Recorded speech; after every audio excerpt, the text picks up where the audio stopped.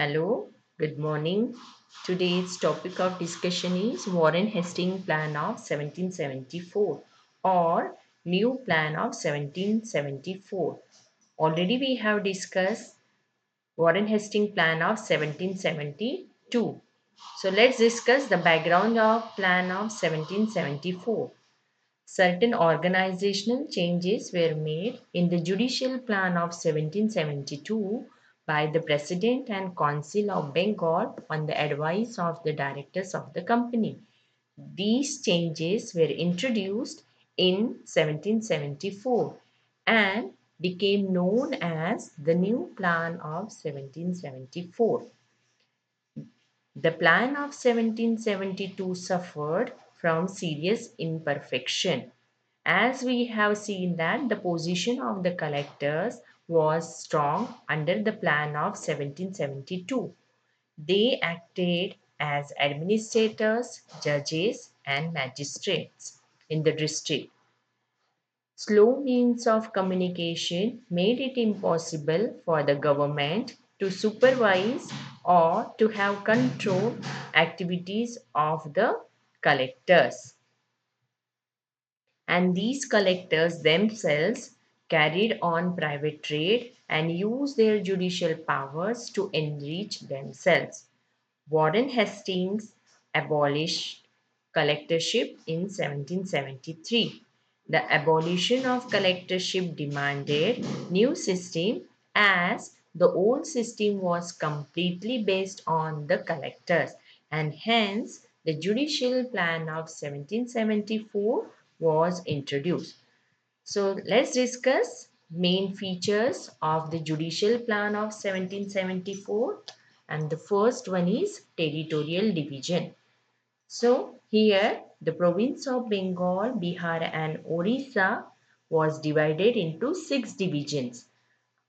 Six divisions divided into several districts and districts divided into villages. As per the judicial plan of 1772, as we have seen that the province of Bengal, Bihar and Orissa was directly divided into districts and districts were divided into villages. But as per this plan of 1774, the province of Bengal, Bihar and Orissa divided into six divisions and namely those six divisions were Calcutta, Burdwan, Dhaka, Patna, Dinajpur, and Murshidabad. So let's discuss for better administration and accountability. Lord Warren Hastings divided the province of Bengal, Bihar, and Orissa into six divisions. The six divisions were namely with headquarters at Calcutta, Gurudwan, Dhaka, Patna, Dinajpur, and Murshidabad. So there was a provincial council and provincial court of appeal, or this was also known as provincial adalat, established. Each division was divided into district and each division consisted of several districts. Districts district was divided further into villages. Second feature of the new plan was appointment of Diwan. At each provincial council, one Diwan was appointed to maintain account. Diwans or Nayabs or Amil. So Diwan was also known as Nayab or Amil, appointed to control the collection of revenue. Diwan was to collect revenue under the supervision of provincial council. Diwan was to collect and also to act as judge in Mofissil Diwani Adalat. So already we have discussed as per 1772 plan that there was Mofissil Diwani Adalat, Mofissil Nizamat Adalat, Sadar Diwani Adalat, Sadar Nizamat Adalat and Office of Village Headman. So these were the courts which were established as per the plan of 1772. So here In place of collector, Diwan was appointed and he also acted as a judge in the Mufassil Diwani Adalat. So apart from the revenue work, the Nayabs or Diwan or Amir were also vested with the power to hold of courts of Diwani Adalat in their districts, that is Mufassil Diwani Adalats. The function of Diwan, the Nayabs or Diwan decided civil cases according to the rules laid down under the plan of 1772. They were required to send proceedings to the civil courts, to the respective provincial councils. The Diwan was required to discharge the following functions. Number one, general administration in the district. Two, collection of revenue in the district. Number three, to act as judge in the Mofissil Diwani Adalat. And number four, to exercise supervisory control over functioning of Mofissil Nizamat Adalat. Third feature or provision was provincial council. For each of the provinces, there was a provincial council established.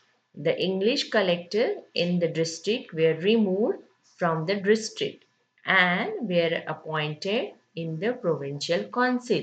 So collectors recalled from the district and they were appointed in the provincial council. Indian officer Diwan or Amil or Nayab was appointed in each district in the place of collector. That already we have seen that in place of collector, Diwan was appointed in each district in place of the collector. So provincial councils were responsible for the collection of revenue in their respective divisions. Provincial council of each division was also entrusted administration of justice in civil cases. In each division, provincial council also functioned as appellate court known as provincial adalat. It heard appeals from official Diwani adalats within the divisions. Original jurisdiction. The provincial council, besides its appellate jurisdiction, also decided all civil cases under its original jurisdiction arising within town in which it had its seats. In other words, each provincial council, besides a court of appeal, took cognizance of all civil cases in the first instance arising within the town where it was seated. So, therefore, its functions were number one, appellate civil court, number two, trial civil court within the town, and number three, supervise revenue collection. So already we have seen that there was a Sadar Divani Adalat was also at province. So the decision of the provincial council was final in all cases up to the value of rupees 1000. Up to value of rupees 1000. But where the value of the suit was more than rupees 1000, appeal from the provincial Adalat was to be heard by Sadar Diwani Adalat at Calcutta.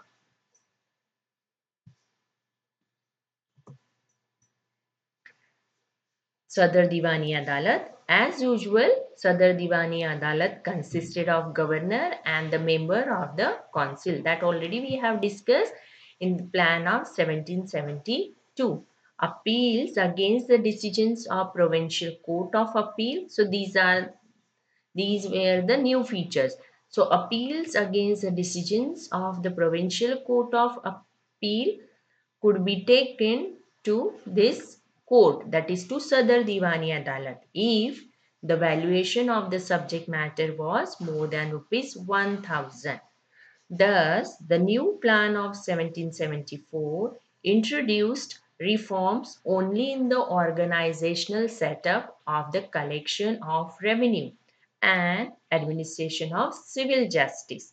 The system under this plan continued till 1780, and there was reorganization of Adalat system in the year 1780.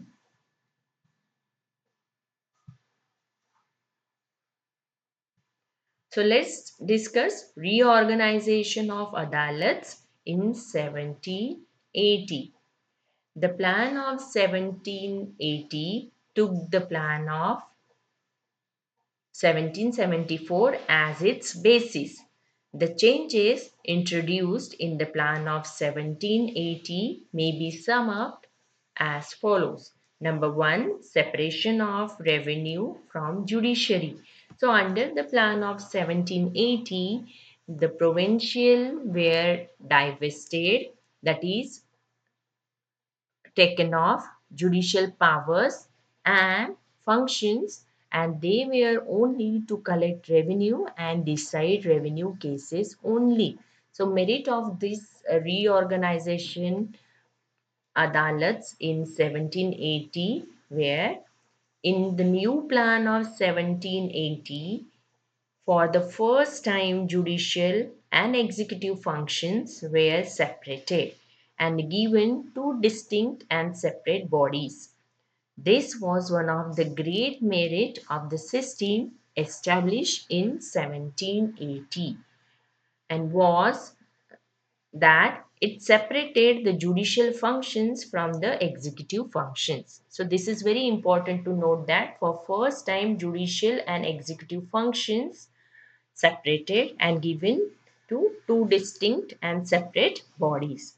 Second, the provincial council was responsible for the revenue administration, while the provincial Diwani Adalat could devote full time to judicial administration.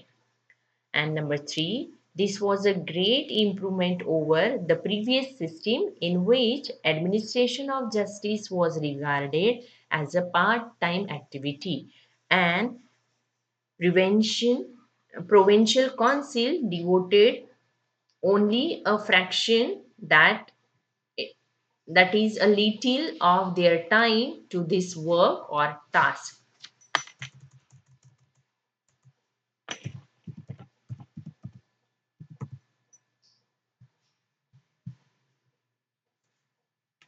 Let's discuss defect of the plan of 1780.